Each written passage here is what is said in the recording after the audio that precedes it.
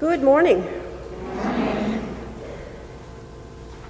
It's going to take 5 of us to replace Mary Beth this morning. A few announcements. Please remember, if you're ordering through FundScript, those orders should be placed by Thursday, September the 30th, and if you're dropping them off at the church office, do so before 10 in the morning. Any questions? Bev or Nancy are the people to contact. On the back of your bulletin today, you'll see a notice from your council, staying safe, taking care. In anticipation of entering phase 5 of the provincial reopening, your council has set forth some guidelines, and you'll find them there. If you have any questions or concerns, check with your council members, or the office can answer questions. And for those people who are watching from home, that information is also posted. Next Sunday, the first Sunday of the new month, please remember the food bank and our Grab and Go Pantry Outreach Ministry. And Ruth has reminded me, today is the last day that the hutch will be in operation. So if you have anything to do out there, today's your chance. And Kay has a little announcement about pillows cases.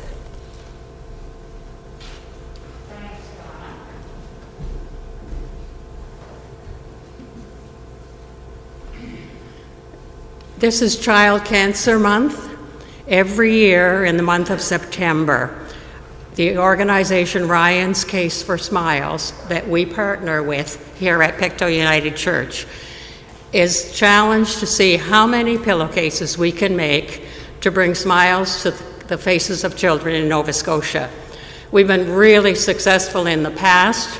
In fact, even with COVID, this year we will have delivered over 1,000 pillowcases to kids right across the province by next week, when I'm delivering Halloween pillowcases like this to the IWK. As you probably noticed in your bulletin, the expectation was that we would have a busy hall downstairs. This past Friday, we had 500 pillowcase kits ready to be completed that day. For safety reasons, that had to be canceled, but the need is still there. So the 500 have been doled out to key volunteers across Pictou County, and I have 100 at my house, ready and raring to go to be turned into pillowcases. So what I'm asking is if people will come to my house, only 3 at a time, next Wednesday morning, Wednesday afternoon, just for 2 hours, Thursday morning, Thursday afternoon, and the following Monday. So my expectation, with all the skills and willingness, we will, in each of these sessions, make 20, and that comes up to 100, and the work will be done. I also want to point out that this year, because of the generosity of individuals, corporations, organizations, particularly in Pictou County, we have been able to partner with quilt guilds across the province, and daily I'm getting numbers, oh, we made 104 for you, oh, we have 60 ready to be picked up. It's been absolutely astounding. They're sending me pictures, but they're also saying, just to get together with a small group doing something that made us all smile was a gift to us. So I think the 15 of you who are going to come to my house will feel the same way. So please feel free to contact me. Just through the church is probably the easiest way, but I will be with a clipboard at the back of the church after the service today. Just saying.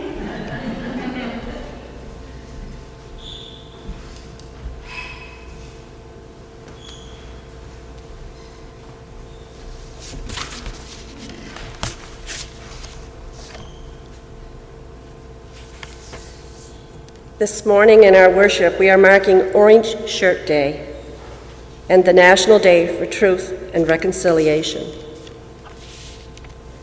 Above all, we must remember that this is a Canadian story, not an Indigenous one.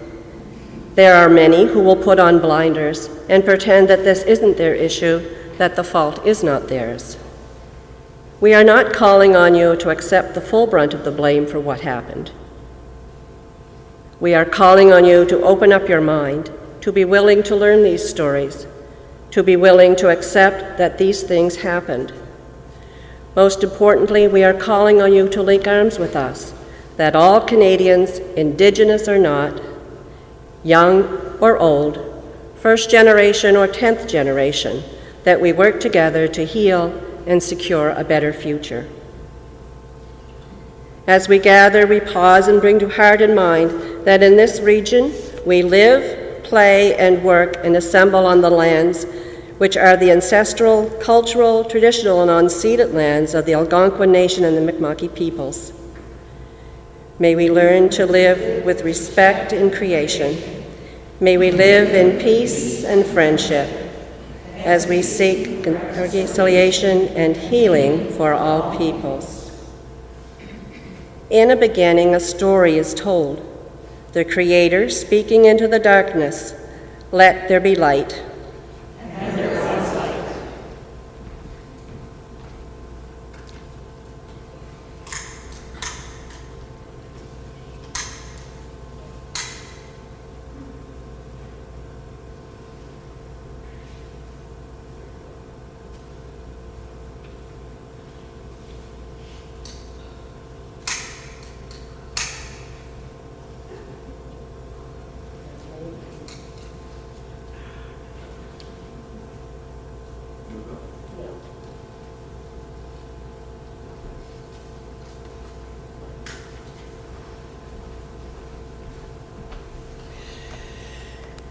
If you join me in the gathering litany. We gather to share in God's dream of abundant life for all. We gather to give and receive gifts of deep emotion, deep wisdom, and deep love. We gather as a community to offer praise and prayer, to be challenged and disturbed and changed by this time. We gather to dedicate ourselves and our lives to the one who calls us, the one who sustains us, the one who guides us in the way of life. We gather open to one another, open to all that is holy, open to this time and all that it may offer.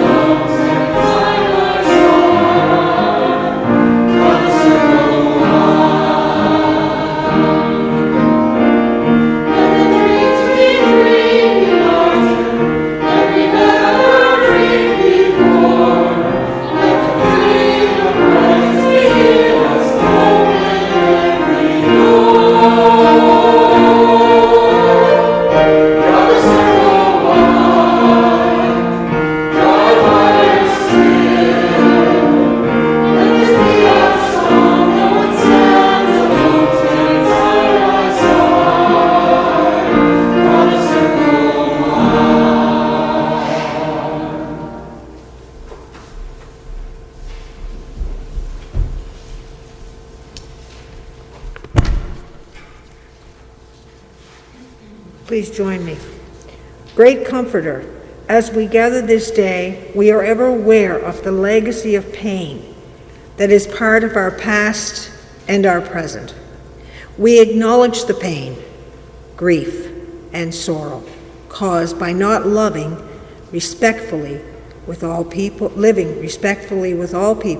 and we are sorry for the ways that we have dishonored the depths of this pain. Open us, Creator, to the power of friendships and interconnectedness, listening with respect, understanding with patience, living in love. Help us to receive the painful stories as well as the inspiring stories.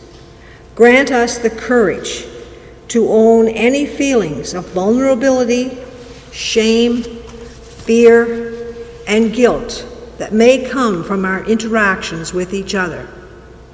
And with your healing grace, lead us through our aching toward your dreams of wholeness. Transform us and our community so that we may continually work toward reconciliation and new life. May we pray and work that all may be one.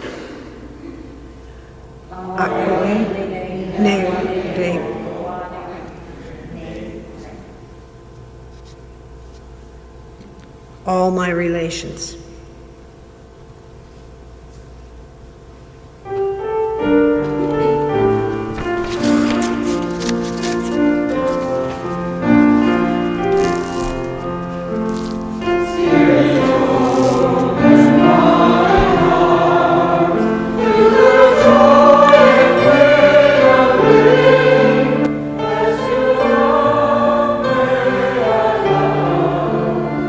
Receive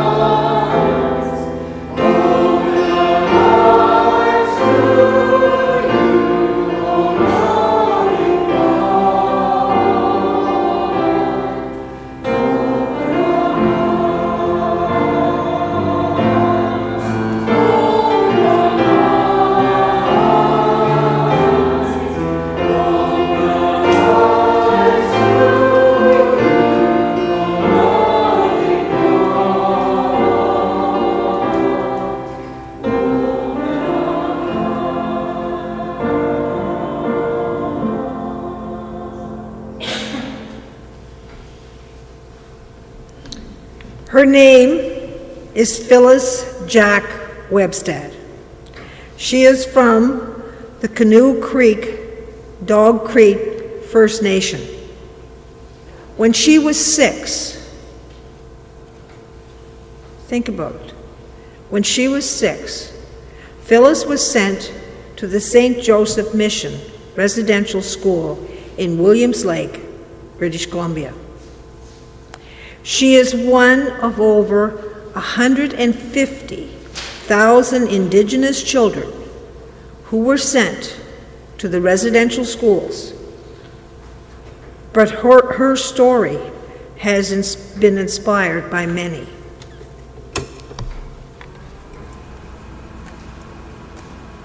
Hello everyone, my name is Phyllis Webstad. I am Shawetmch from the Strachamch, Canoe Creek, Chatlam, Dog Creek First Nation, which is about 1.5 hours southwest from Williams Lake, BC.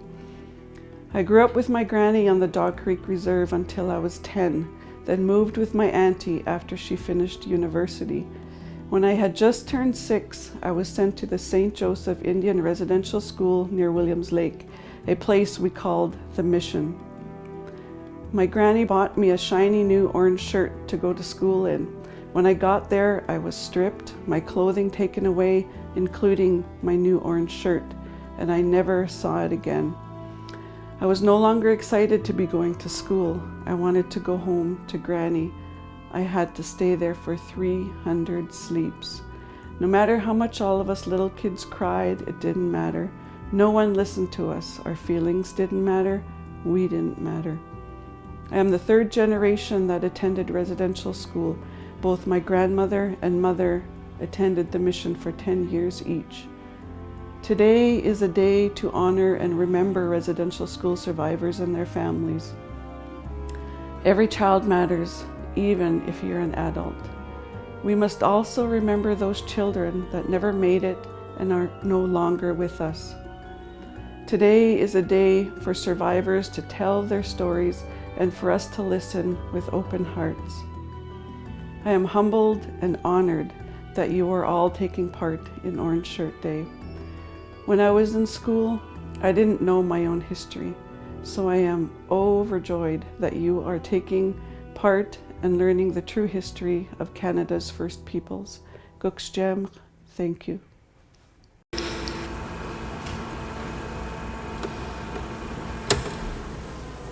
And now we know why it's Orange Shirt Day. Have you ever felt that you didn't matter? That your feelings didn't matter? That you were judged by others? That you were called a not nice name? That you felt you didn't belong? The orange color, according to Phyllis, the orange color has always reminded me of how my feelings didn't matter. How no one cared. And how I felt like I was worth nothing. And so we wear orange shirts as but one way to show our compassion as we honor the stories of those who were sent to residential schools. We think of the hurt they suffered. Think about it. Taken out of their homes, sent away from mommy and daddy and granny. But we also honor their courage. For each of us today can be a time to deepen our commitment to listen to those stories that are often so hard to hear, a time for us to say to all children, to all people, that they matter. We all matter. We pause, grieving and lamenting, recommitting ourselves to the work of truth and reconciliation.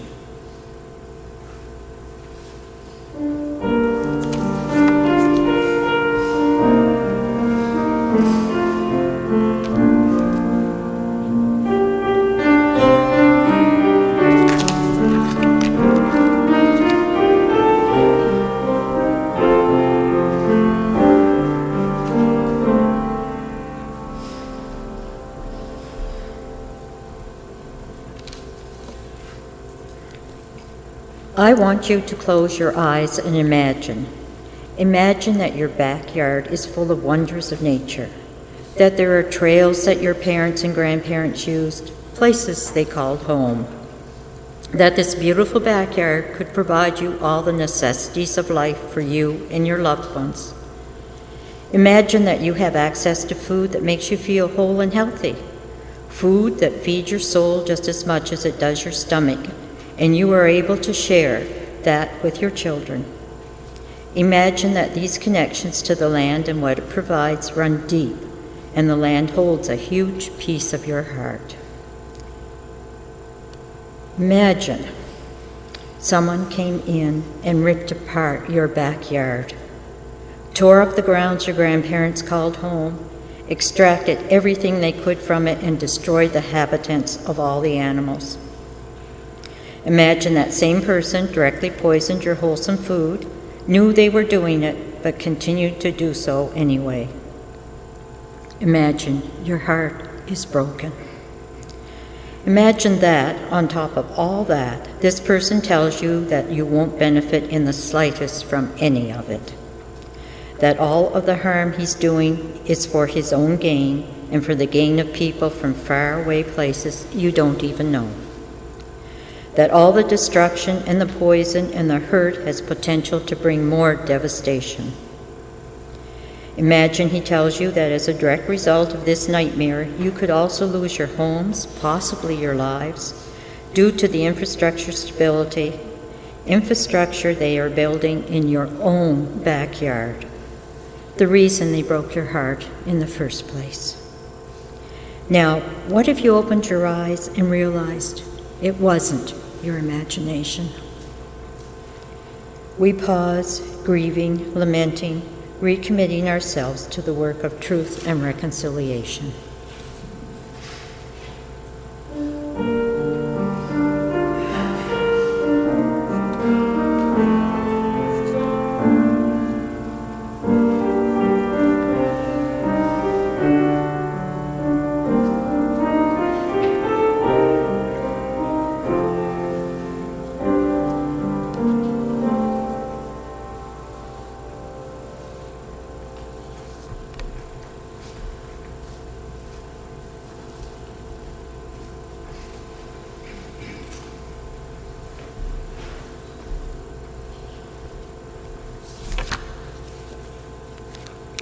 I Lost My Talk, a poem by Rita Joe from her book Song of Eskasoni.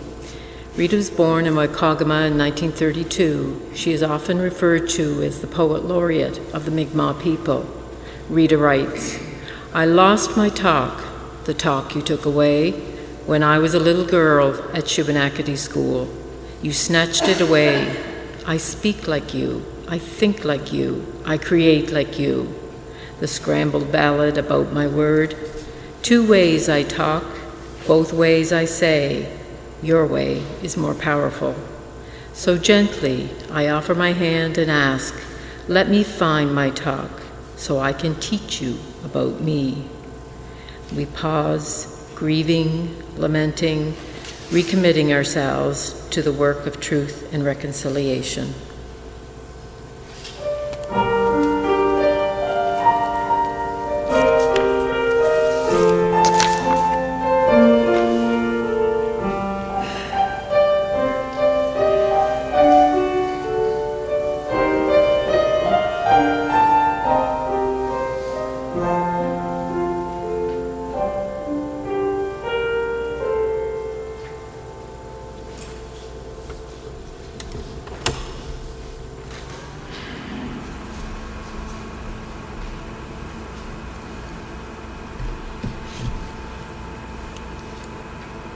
Buried Truth.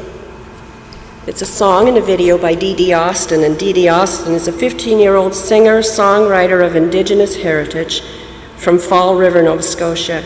She writes that this song emerged from the stories her mother shared with her about her grandmother's experiences at residential school. They scrubbed our skin with a wire brush. They broke the boundaries of trust. Forget the language our parents taught us, 'cause when they're done, you won't recognize yourself. They cut our hair, they scarred our skin, they tried to break the child within. They cut our hair, they scarred our skin. Our hearts, they ached with pain so hard to bear, as we longed for our parents' loving care. No love was shown, no kindness there, only unearned shame and great tears of fear. Way ha way hey ah way hey ah hey oh. Way ha way hey ah way hey ah hey oh. Hardwood floors laid throughout this place. The workers here, oh, what a disgrace. They were attempting to wipe our whole race. Feelings of anger, grief, and shame. They cut our hair, they scarred our skin, they tried to break the child within. Yeah, they cut our hair, they scarred our skin. Yeah.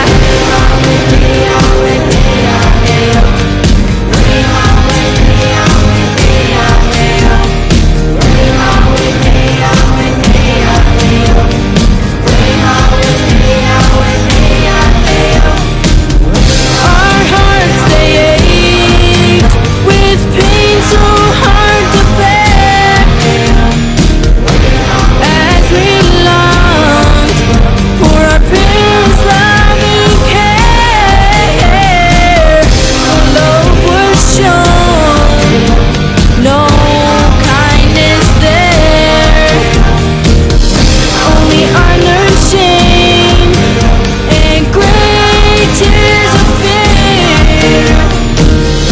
Only unearned shame and great tears of fear. An open grave reveals a hidden past. Buried truth revealed at last.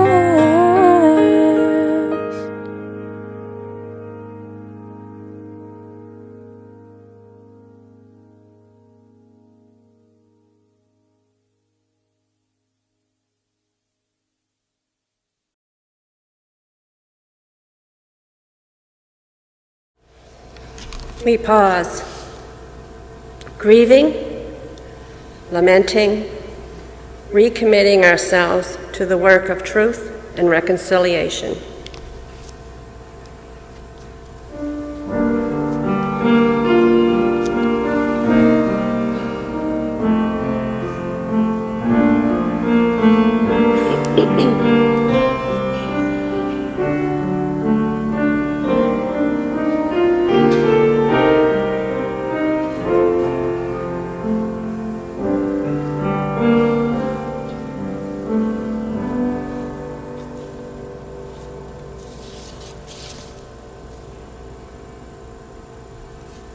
In Micah, we hear these words: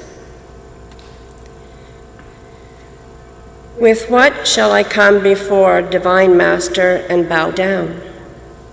Shall I come with burnt offerings, with calves a year old? Will thousands of rams and 10,000s of rivers of oil be acceptable? Shall I give my firstborn for my transgression, the fruit of my body for the sin of my soul? No. We have been shown what is good and what is required of us. to do justice, to love kindness, and to walk humbly with your God.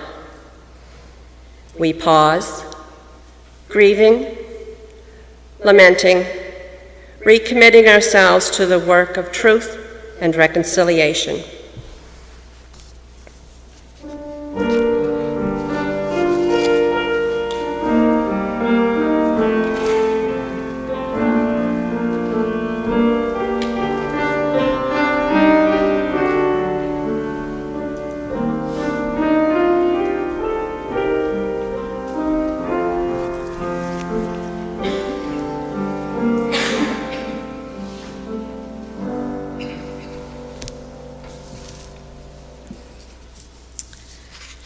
The 1986 Apology to Indigenous Peoples, shared by the Right Reverend Bob Smith at General Council of that year, you'll find on an insert in your bulletin.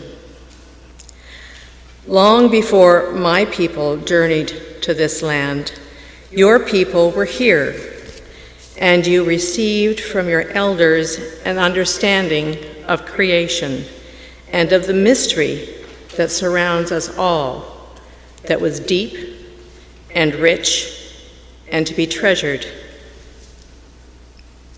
We did not hear you when you shared your vision, and our zeal to tell you of the good news of Jesus Christ, we were closed to the value of your spirituality. We confused Western ways and culture with the depth and breadth and length and height of the gospel of Christ. We imposed our civilization as a condition of accepting the gospel.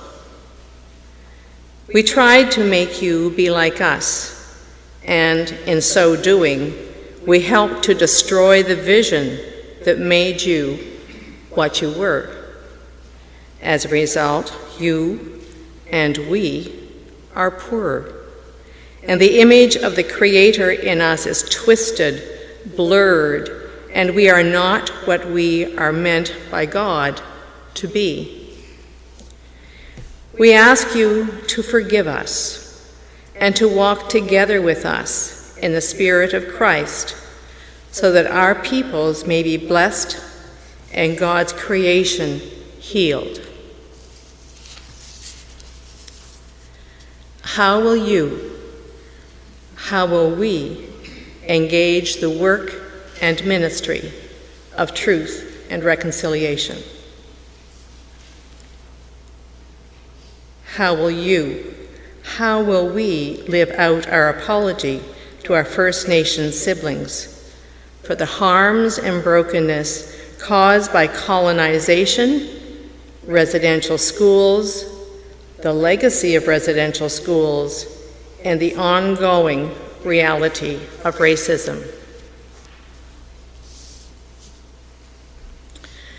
The following litany is adapted from the poem For the Children, written by Abigail Echo Hawk, a Pawnee storyteller, poet, artist, and generational residential school survivor. She offered this poem in response to the discovery this past spring of the 215 unmarked graves. She writes, for the children, the 215 they found in a mass grave, and for the thousands yet to be found. Please join me. When they buried the children, what they didn't know, they were lovingly embraced by the land. Held and cradled in a mother's heart, the trees wept for them. With the wind they sang mourning songs their mothers didn't know to sing, bending branches to touch the earth around them. The Creator cried for them, the tears falling like rain. Mother Earth held them until they could be found. Now our voices sing the mourning songs with the trees, the wind. Light sacred fire, ensure they are never forgotten as we sing, justice.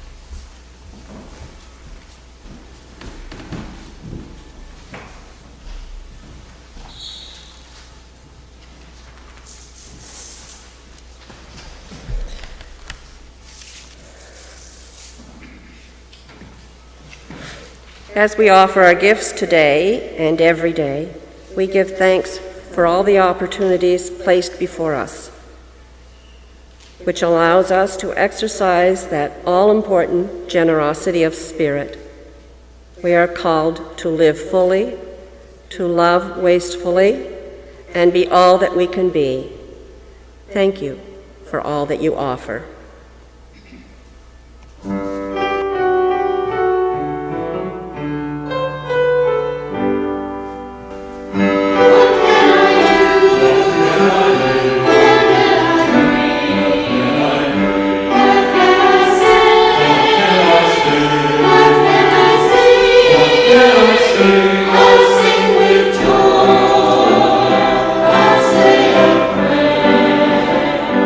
I'll bring my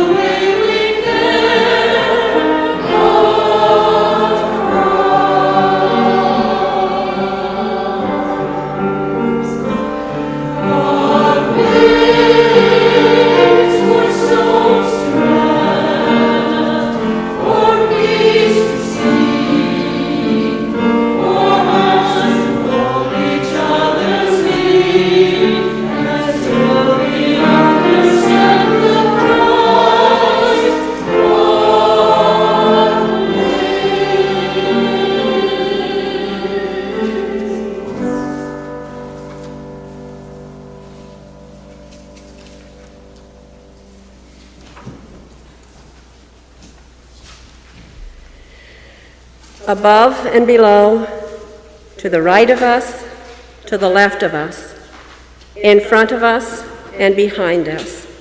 We remember, we connect, and we let go of what holds us back. Everything that the world does is done in a circle.